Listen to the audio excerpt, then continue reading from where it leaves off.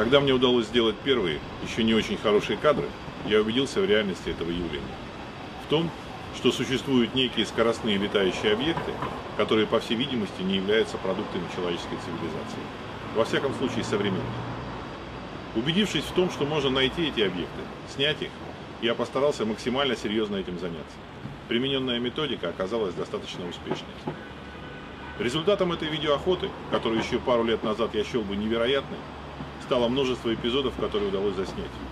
Количество материала и то, что удалось зафиксировать, необычайно интересно. Съемки удалось сделать в достаточно высоком разрешении. Можно многое заметить и сделать кое-какие выводы. Результатом этого стал небольшой фильм, в котором я хочу максимально поделиться полученной информацией.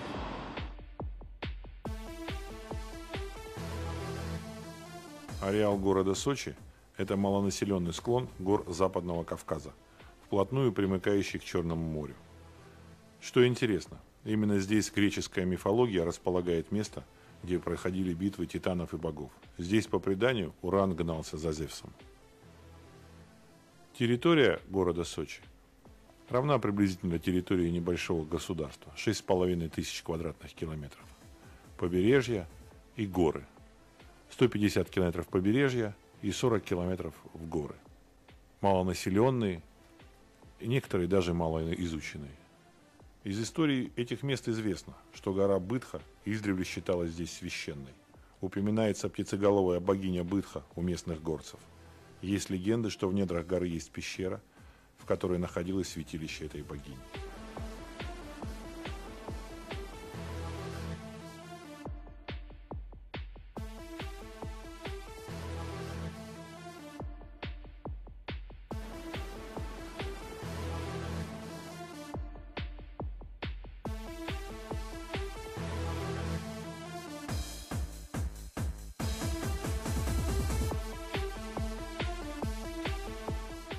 Самое невероятное – это то, что в основном неопознанные летающие объекты влетают или вылетают прямо со склона горы Бытха или из моря, прилегающего к горе.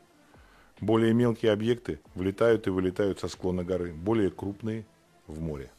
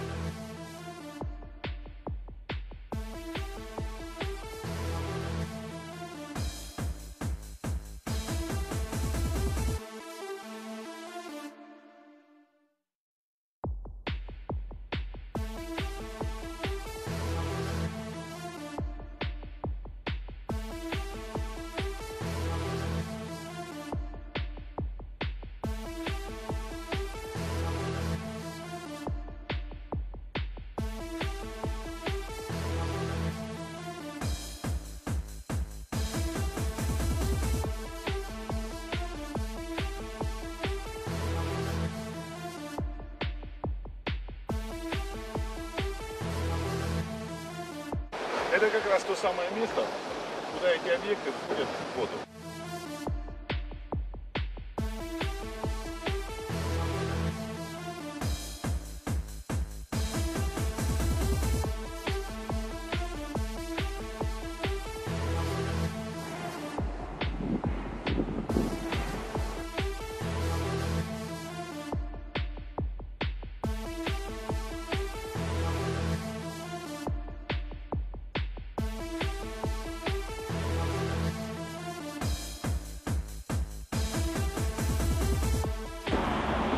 Почему все это происходит в этом месте? Возможно, мы здесь, в этой географической точке, имеем какой-то проход или портал, сквозь который НЛО пролетают. Куда и откуда, судить не берусь. Но именно наличие здесь какого-то прохода обусловило то, что мы можем их здесь наблюдать. Непосредственным центром пространственного прохода, судя по нашим наблюдениям, является западный склон горы Бытха.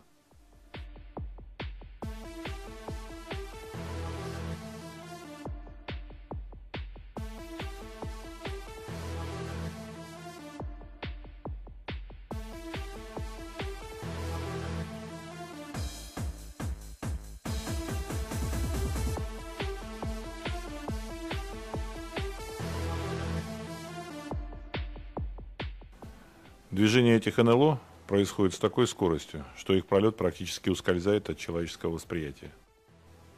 В тех эпизодах, которые удалось зафиксировать на видео, при воспроизведении в реальном времени едва можно уловить, как нечто проносится с невероятной скоростью. Это движение почти неуловимо. Нужно очень большое внимание, чтобы его зафиксировать. И только в замедленном режиме мы можем рассмотреть эти объекты. В фильме мы показываем эпизоды в реальном времени, чтобы зритель имел представление о скорости этих объектов, а также в замедленном режиме и покадрово, чтобы рассмотреть объекты.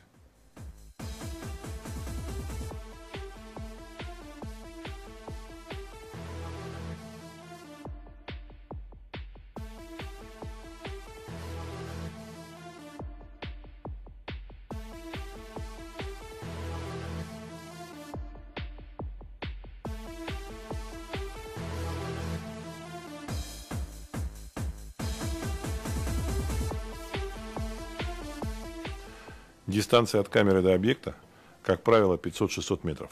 Сектор в кадре, который пересекает объект, от 200 до 600 метров, в зависимости от точки съемки. Скорость объектов варьируется. Например, иногда 400 метров объект пролетает за 1/3 секунды. То есть, рассчитывая скорость, мы получаем ее от 1 км в секунду. Это минимальная скорость. В других случаях это пролет 400 метров за 1/5 или 1/6 секунды, или даже быстрее. То есть скорость НЛО около 2 км в секунду. Соответственно, если переводить это в километры в час, что понятнее зрителю, речь идет о скоростях от 3-4 до 7-9 тысяч км в час и более. Чтобы представить скорость этих объектов, нужно понять, что двигаются они в 1,5, 2 или даже в 3 и более раза быстрее артиллерийского снаряда.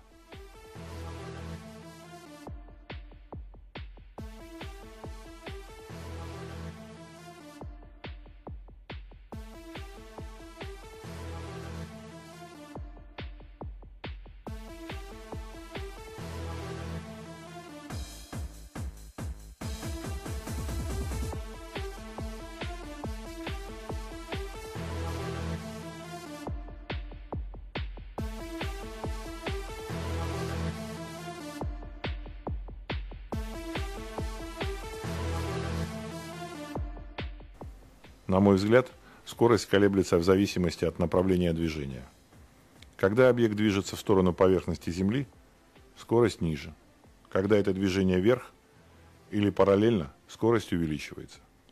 То есть скорость и физические параметры объектов таковы, что однозначно речь не может идти о каких-то природных объектах или созданных нынешней цивилизацией.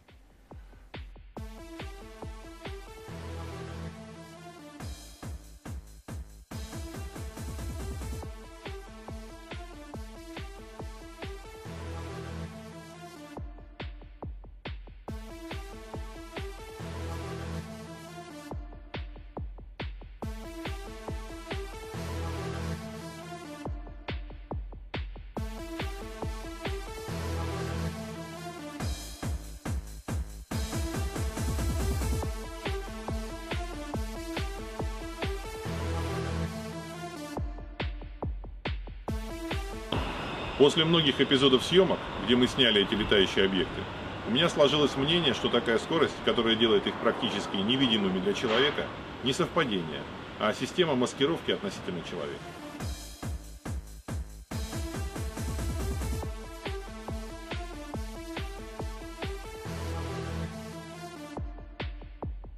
В качестве аргументов в пользу специальной маскировки следует добавить несколько моментов. На фоне склонов гор и леса аппараты почти незаметны, они сливаются с фоном. Их корпус воспроизводит цветовые характеристики фона. Только на очень ярком солнце более-менее четко видны очертания аппаратов. На мой взгляд, это какие-то оптические технологии. Корпуса аппаратов сделаны из какого-то состава, обладающего оптическими свойствами. На некоторых кадрах можно даже заметить некую прозрачность объектов.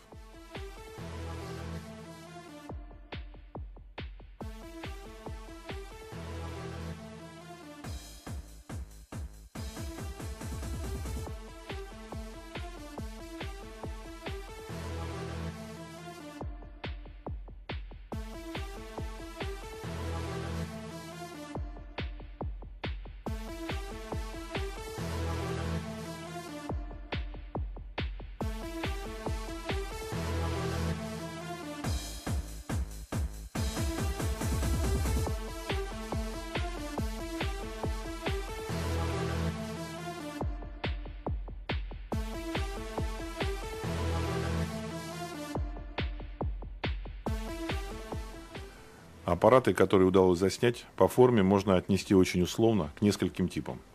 Первый тип – классическая тарелка, полукруглый купол и приплюснутость по краям. Другой тип – нечто в виде капсулы. Третий – это шар. Они часто летят высоко и вдалеке. Один раз удалось зафиксировать аппарат, состоящий как бы из двух соединенных полусфер. Деление, повторюсь, очень-очень условное. Возможны ошибки.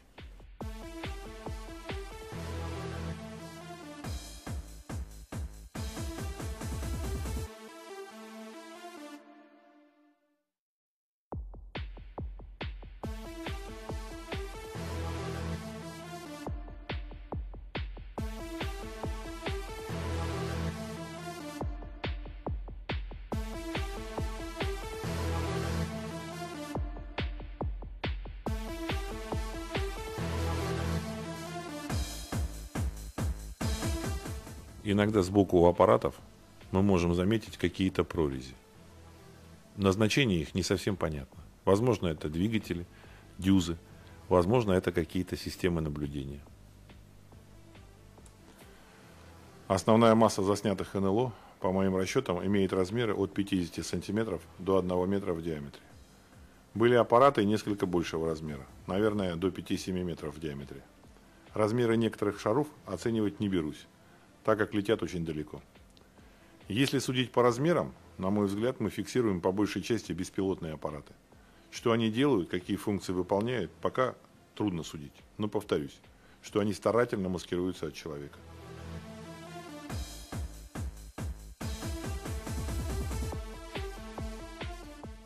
При движении объектов незаметно звуковых и воздушных волн. Возможно, используются технологии движения, которые сводят их к минимуму.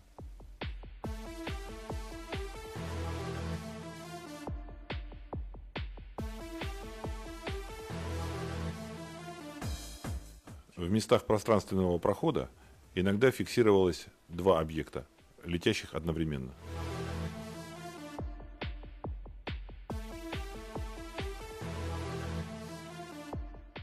Я изучил достаточно много эпизодов движения НЛО и пришел к выводу, что, возможно, мы видим переход из энергетического состояния в более материальное и наоборот. Это можно проследить буквально поэтапно. На мой взгляд, дальше от Земли они становятся более материальными. Во всяком случае, можно видеть четкие очертания. Ближе к Земле они переходят в некое энергетическое состояние.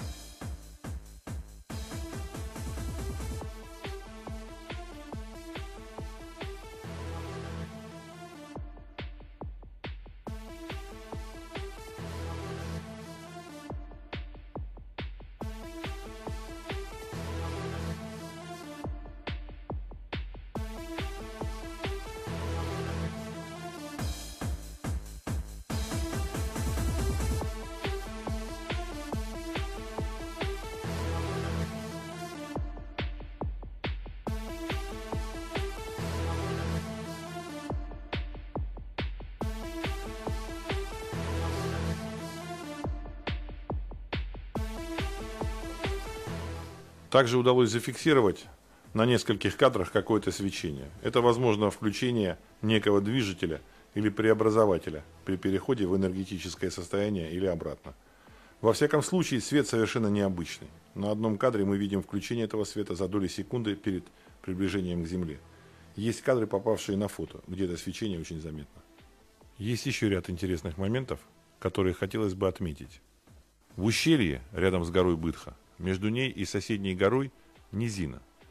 Здесь расположен небольшой городской квартал Сочи с частными домиками. Врач местной поликлиники мне рассказал, что продолжительность жизни в этом месте намного выше, чем в других местах. Такая долина долгожителей, как он выразился. Возможно, не случайно, что именно здесь мы встречаем НЛО.